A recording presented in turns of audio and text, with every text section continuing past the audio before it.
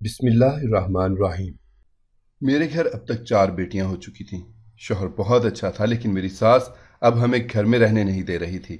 वो कहती थी कि अगर अब तुम्हारा बेटा ना हुआ तो मैं होने वाली औलाद को अपने हाथों से मार दूंगी। मुझे बहुत डर लगता था। और फिर सास मुझे खुद लेकर डॉक्टर के पास चली गई और कहा कि इसे बेटा होने की दवाई दे दें। डॉक्टर ने सास की बहुत बेइज्जती की और कहा कि ये तो अल्लाह के काम है। हम वहां से जाने लगे तो वहां मौजूद आया ने इशारा किया कि बाहर मिलो। मैंने उसका इशारा देख लिया। उसने कहा कि मैं तुम्हें एक ऐसी दवाई दूंगी जिससे शर्तिया बेटा होगा, लेकिन बेटा होने के बाद तुम्हें मेरी ये शर्त माननी होगी। मैं भी मान गई और वो दवाई ले आई। ठीक 7 माह के बाद मेरा उसी हॉस्पिटल में बेटा हुआ। वही आया मेरे कमरे में आई और कहा कि अब शर्त पूरी करने का वक्त आया है। और फिर जो शर्त उसने कही वो सुनकर मेरी जान निकल गई, क्योंकि वो मेरा शौहर। आज माहीन की शादी का दूसरा दिन था, लेकिन उसके चेहरे पर एक पल के लिए भी मुस्कुराहट नहीं आई थी। वो जब से अपने ससुराल में आई थी बस परेशान परेशान सी थी। माहीन, आपको क्या हुआ है?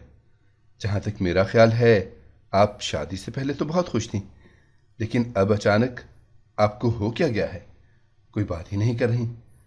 उस रात अम्मा ने आपसे कोई अकेले में बात की थी जिसके बाद से आप मुस्कुराई ही नहीं।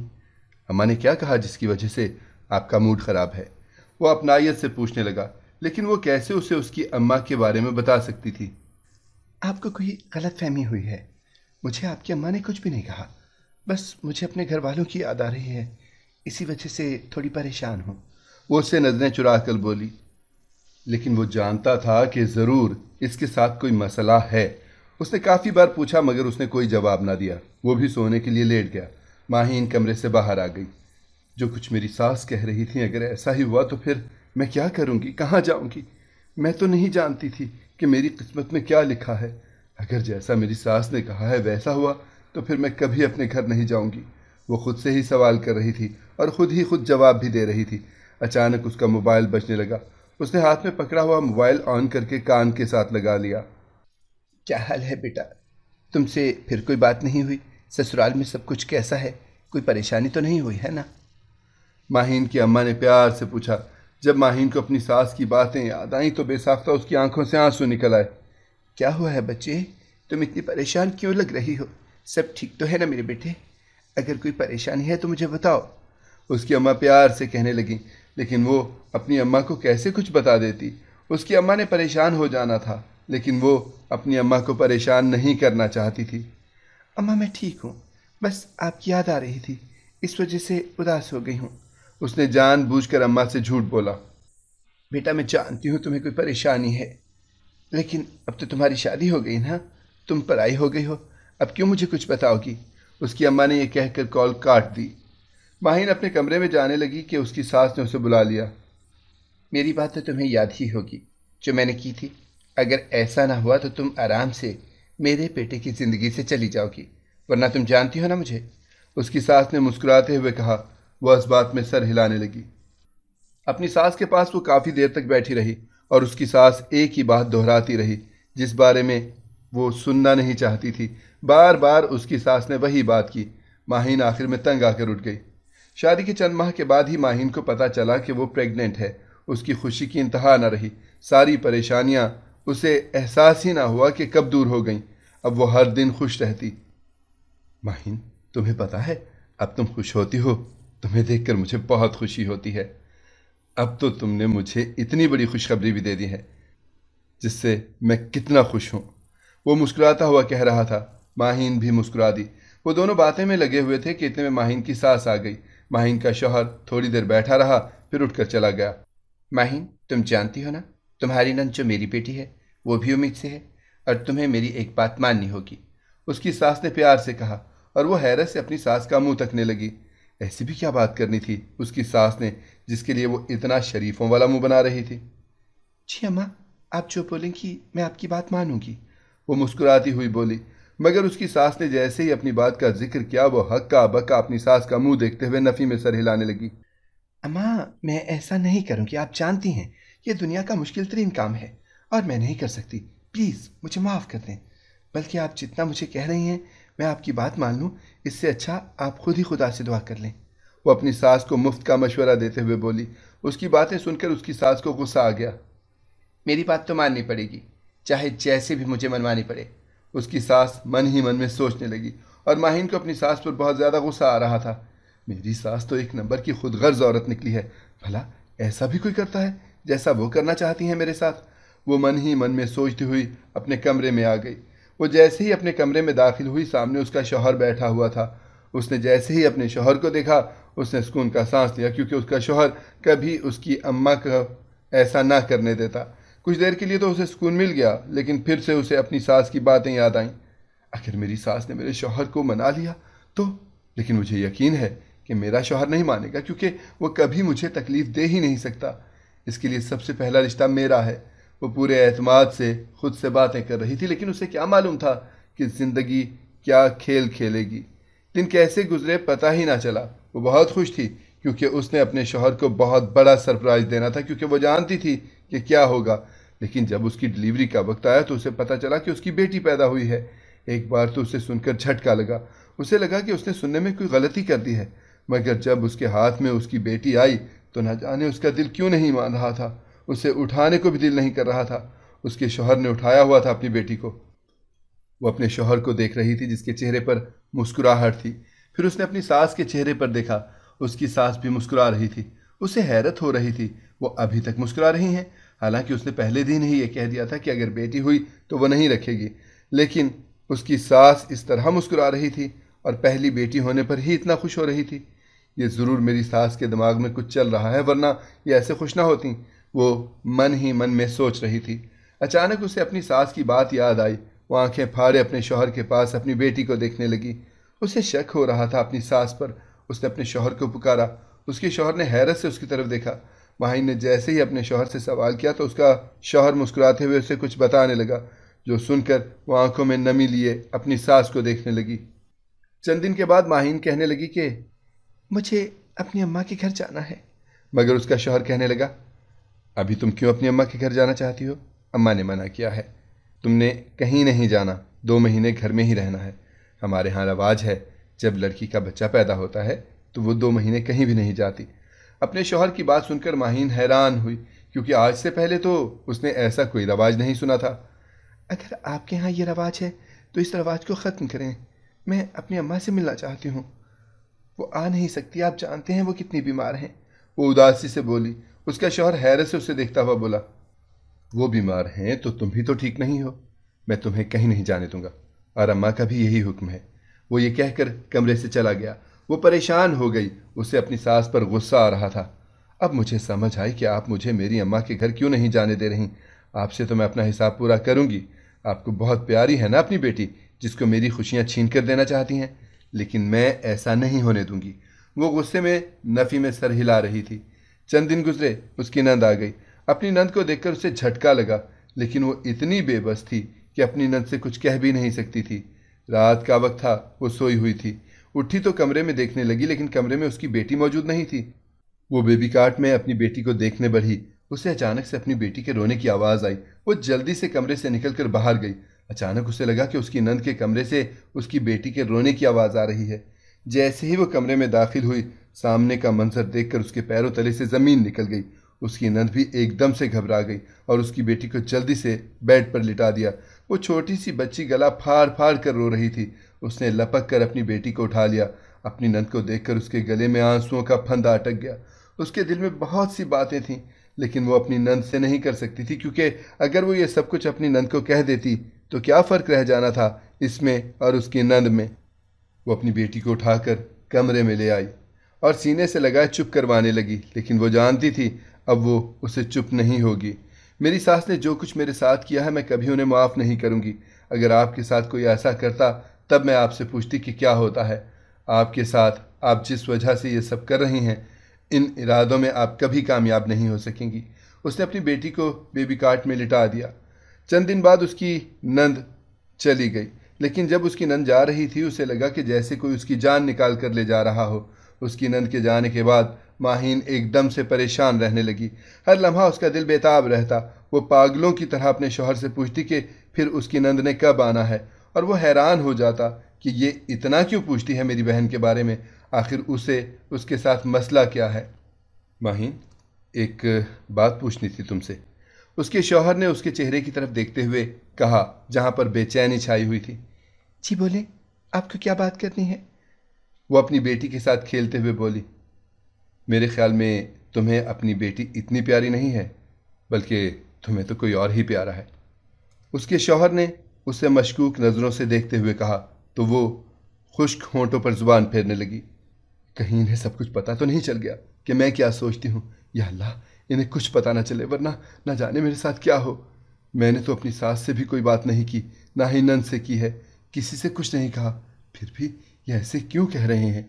वो मन ही मन में सोच रही थी और उसका शौहर मशकूक नज़रों से उसे घूर रहा था। ये मुझे ऐसे क्यों देख रहे हैं? कहीं मेरी सास ने सब कुछ बता तो नहीं दिया? नहीं नहीं, अगर उन्होंने बताया होता तो ये मुझसे ऐसे बात ना करते। लेकिन मेरी सास को क्या मालूम कि मुझे सब कुछ पता चल चुका है। अगर मेरी सास मेरे शौहर को सब कुछ बता भी देंगी तो मैं भी फिर उनका राज फाश कर दूंगी। लेकिन अगर मेरे शौहर ने मुझ पर यकीन ना किया तो फिर मैं क्या करूंगी? वो एकदम से सोचती हुई उदास हो गई। क्या हुआ है? इतना परेशान क्यों हो तुम?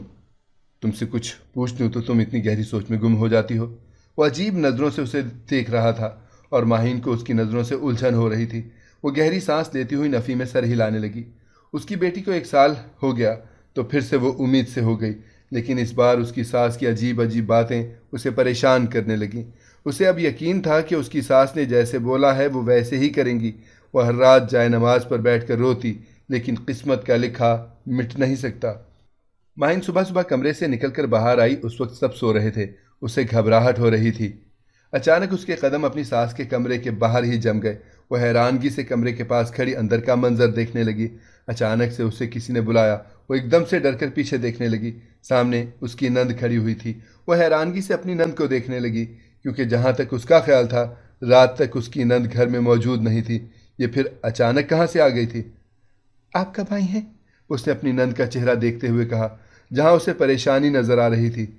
उसे लग रहा था कि दाल में कुछ काला है, जिसकी वजह से उसकी नंद इस वक्त अपनी अम्मा के पास मौजूद है।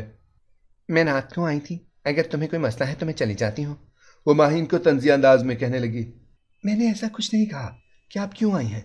मैं तो बस इतना कह रही हूँ कि आप अचानक से आई हैं, शायद रात को काफ़ी देर से आई हैं। खैर, आप तो रात को इतनी देर से आ सकती हैं। आप बहुत बड़े बड़े काम कर लेती हैं, फिर रात के वक्त अपनी अम्मा के घर आना आपके लिए कौन सा मुश्किल काम है? उससे मुस्कुराते हुए कहा। अचानक से उसकी सास कमरे से निकल आई और गुस्से में उसे घूरने लगी। वो अपनी सास को इग्नोर करती हुई चली गई, लेकिन पीछे से आने वाली अपनी सास और नंद की आवाज़ ने उसे फिर से परेशान कर दिया। उसने अपनी पेशानी से पसीना साफ किया। उसकी डिलीवरी का वक्त नज़दीक था और उसकी नंद भी आई हुई थी। उसकी सास ने एक बार भी उसे हॉस्पिटल जाने नहीं दिया, क्योंकि उसकी सास जानती थी कि अगर वो अस्पताल जाती तो उसकी सास ने फंस जाना था और उनका राज खुल जाना था। राशिद, आप मुझे हॉस्पिटल भी नहीं ले गए। मैंने अल्ट्रासाउंड करवाना था, लेकिन आपको तो हर बात ही गलत लगती है। शायद पिछली बार वैसे गलत हो गया हो। वो अपने शौहर को मना रही थी। एक बार उसका शौहर उसे हॉस्पिटल ले जाए, लेकिन उसके शौहर के दिमाग में उसकी अम्मा की बातें बैठी हुई थी, जिस वजह से वह नहीं ले जा रहा था। आखिर ऐसा भी क्या है जिसकी वजह से अम्मा मुझे मना कर रही हैं? मैं अपनी बीवी को हॉस्पिटल ना लेकर जाऊं। एक काम करता हूं, माहिन को हॉस्पिटल लेकर जाता हूं, लेकिन अम्मा को नहीं बताऊंगा। वो दिल ही दिल में सोचने लगा। अगले दिन माहिन की सास अपनी बेटी के घर गई। पीछे से राशिद माहिन को हॉस्पिटल ले गया। जब वो उसे हॉस्पिटल से लाया तो वो बहुत खुश थी, लेकिन उसने अपने शौहर को कुछ ना बताया। वो उसे इस बार पहले से कुछ नहीं बताना चाहती थी। वो तो शुक्र कर रही थी कि उसने पिछली बार भी अपने शौहर को कुछ नहीं बताया था। आज उसकी डिलीवरी का दिन आ गया। उसे हॉस्पिटल में शिफ्ट कर दिया गया। न जाने कितने घंटों के बाद डॉक्टर रूम से बाहर निकली। इससे पहले कि वो राशिद को कुछ कहती, डॉक्टर के बोलने से पहले ही आंखें निकाल कर उसे देखने लगी, जैसे कुछ याद करवा रही हो। डॉक्टर उसकी तरफ देखकर एकदम से घबरा गई और लड़खड़ाती जुबान में बताया, मुबारक हो, आपको बेटी हुई है। डॉक्टर की बात सुनकर राशिद के लबों पर मुस्कुराहट आ गई। उसने मुस्कुराते हुए अपनी अम्मा की तरफ देखा, लेकिन उसकी अम्मा के चेहरे पर मुस्कुराहट नहीं थी। वो परेशान सी खड़ी थी। राशिद जानता था अब इसकी बीवी के साथ क्या होगा और अगले आने वाले वक्त के लिए परेशान हो गया, क्योंकि उसकी अम्मा ने उसे भी एक बात साफ साफ कह दी थी। थोड़ी देर बाद डॉक्टर ने उसे बीवी से मिलने की इजाज़त दे दी। जब वो रूम में गया तो उसकी बीवी परेशान थी। वो हैरत से अपनी बीवी को देखने लगा, जो रोने की हद तक बेचैन राशिद को देख रही थी। राशिद जैसे ही उसके पास बैठा, माहिन बोली। वो हैरत से माहिन की बातें सुनने लगा। अरे पागल हो गई हो, ये क्या कह रही हो? अब तुम ये कहना चाहती हो कि ये सब मेरी अम्मा ने किया है? माहिन, तुम ये सब बातें ना भी करो, मैं तुम्हें छोड़ूंगा नहीं, क्योंकि मैंने तुमसे वादा किया था हमेशा साथ रखूंगा। तो फिर तुम क्यों परेशान होती हो? अम्मा की वो बात भूल जाओ जो अम्मा ने की थी। ऐसा कुछ नहीं होगा। उसका शौहर उसे यकीन दिलाता हुआ बोला, लेकिन उसे गुस्सा आने लगा। उसके शौहर को लग रहा था कि वो झूठ बोल रही है, सिर्फ इस वजह से उसकी अम्मा उसके शौहर की दूसरी शादी ना कर दें, या वो अपनी अम्मा के कहने पर उसे छोड़ ना दे। राशिद, आप मेरी बात माने, अब मैं भी कुछ नहीं बोलूंगी। एक दिन तो सच सामने आएगा ना। वो मन ही मन में सोचने लगी। अब उसकी दूसरी बेटी पैदा हुई थी, लेकिन वो अब खुदा से एक ही दुआ करती थी कि खुदा एक और बेटा दे। उसे अपनी सास पर गुस्सा भी आता कि वो कैसे इसकी खुशियां छीन रही थी। 2 साल बाद फिर से वो उम्मीद से हुई। उसे यकीन था कि इस बार बेटा होगा, लेकिन इस बार फिर से बेटी हुई। इस बार उसकी सास ने उसके शौहर के लिए लड़की देखनी शुरू कर दी। वो कहने लगी, मुझे पोता चाहिए। इसने तो 3-3 पोतियां ही दी हैं। लेकिन राशिद ने सख्ती से मना कर दिया कि वो शादी नहीं करेगा। अगर उसकी शादी करने की कोशिश की गई तो वह घर छोड़कर चला जाएगा। ये सुनकर उसकी अम्मा डर गईं। अब उसकी अम्मा भी परेशान घूमती थी, क्योंकि उन्हें पोता चाहिए था। इस बार फिर से जब चौथी बेटी पैदा हुई तो माहिन का दिल किया कि वो रो दे, सब कुछ राशिद को बता दे, लेकिन वो इतना जानती थी कि राशिद उसकी बात पर यकीन नहीं करेगा। जिस तरह उसकी सास कर रही थी, इसके शौहर ने तो हरगिज नहीं मानना था उसकी अम्मा ऐसा कुछ कर सकती हैं। माहिन, चलो डॉक्टर के पास। मैं तुम्हें किसी अच्छे से डॉक्टर के पास ले जाती हूँ ताकि तुम्हारा बेटा हो। अपनी सास की बात सुनकर उसे हैरानगी हुई। वह नफ़ी में सर हिलाने लगी, लेकिन उसकी सास जिद करके उसे अपने साथ ले गई। लेकिन जैसे ही वो डॉक्टर के पास गई और डॉक्टर से, मेरी बहू को कोई ऐसी दवाई दें जिससे बेटा पैदा हो। डॉक्टर पहले तो हैरत से माहिन को देखती रही, क्योंकि माहिन पहले भी इस डॉक्टर के पास आ चुकी थी। लेकिन डॉक्टर उसका बंद मुंह देखकर समझ गई कि ज़रूर इस लड़की के साथ कुछ हुआ है, क्योंकि वो माहिन के बारे में काफ़ी कुछ जानती थी। उसे माहिन की सास की बातें सुनकर गुस्सा आ गया। आप पागल हो गई हैं। ये सब तो अल्लाह के काम होते हैं, जिसे बेटा दे, जिसे चाहे बेटी दे। डॉक्टर ने खूब बातें सुनाई और फिर डॉक्टर उन्हें वहीं बिठाकर कुछ देर के लिए बाहर चली गई।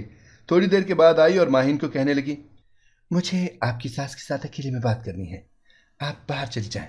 माहिन बाहर आकर बैठ गई, लेकिन अचानक से एक आया ने इशारा करके बुलाया और अपने साथ ले गई। फिर बोली, मैं ना तुम्हें एक दवाई दूंगी जिससे शर्तिया बेटा ही होगा, लेकिन इसके बदले में तुम्हें मेरी एक शर्त माननी होगी।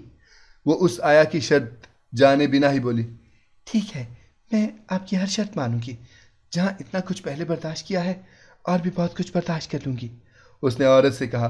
औरत ने उसे दवाई दी और कहा कि बेटा पैदा होने के बाद मैं शर्त बताऊंगी। वो भी मान गई और अपनी सास के साथ घर आ गई। लेकिन जब से उसकी सास घर आई थी, परेशान परेशान घूम रही थी। रात के वक्त वो किचन में पानी पीने गई, लेकिन अंदर से उसकी सास की आवाज़ आ रही थी। वो उसकी नंद के साथ मोबाइल पर लगी हुई थी। मेरा ख्याल है हमें राशिद को सब कुछ सच सच बता देना चाहिए। अगर माहिन ने या फिर उस डॉक्टर ने सब कुछ बता दिया तो फिर हमारे लिए मुश्किल हो जाएगी। तुम बात करो। अपनी सास की बातें सुनकर उसे हैरत हो रही थी। उसे अपना शक यकीन में बदलता हुआ महसूस हो रहा था। दिन कैसे गुजरे पता ही ना चला। आखिरकार उसकी डिलीवरी का वक्त आ गया, लेकिन इस बार जब वो होश में आई तो उसे पता चला कि उसका बेटा हुआ है। जैसे ही उसके शौहर ने उससे बेटा पकड़ाया, वो आया भी आ गई और कहने लगी कि अब मेरी शर्त पूरी करो। उसने जैसे ही अपनी शर्त बताई, वो हैरान हो गई, क्योंकि वो तो उसके शौहर से शर्त पूरी करने का कह रही थी। इसके शौहर ने उस औरत के सामने एक पेपर रखा और वो औरत उस पर साइन करके चली गई। वो हैरत से अपने शौहर को देख रही थी। वो मुस्कुराता हुआ बोला, तुमने माहिन सब कुछ बर्दाश्त किया है। जानती हो, मैं पहले दिन से जानता था कि मेरा बेटा हुआ है, लेकिन अम्मा ने मेरी बहन को बेटा दे दिया और उसकी बेटी हमारी गोद में डाल दी। जानती हो, अम्मा भी मजबूर थी, क्योंकि मेरी बहन की सास ने भी यही कहा था। लेकिन बाद में मुझे अम्मा पर गुस्सा आया। वो तुम्हें ऐसा क्यों कहती हैं? बेटी हुई तो तलाक दिलवा देंगी। उनकी अपनी बेटी के साथ भी तो ये सब हुआ है, लेकिन बाद में हमारी तीनों बेटियां ही हुईं। मैंने बाद में पता करवाया था, वो अल्ट्रासाउंड गलत था। लेकिन जानती हो, मुझे ये बात डॉक्टर ने भी बताई और कहा कि वो बच्चा या अपनी बहन के नाम पूरी तरह कर दें, वरना वो वापस ले लें। अब मैंने वो बेटा कानून के मुताबिक अपनी बहन को दे दिया है। अम्मा की तरफ से मैं माफ़ी मांगता हूँ। अब मेरी बहन की बेटी तो मेरे पास है ना, तुम भी उन्हें माफ़ कर दो। राशिद की बात सुनकर माहीन ने भी उसे माफ़ कर दिया। इसके बाद उसकी सास माहीन का बहुत ख्याल रखती और अक्सर उससे मुआफ़ी मांगती रहती कि उन्होंने गलत किया उसके साथ।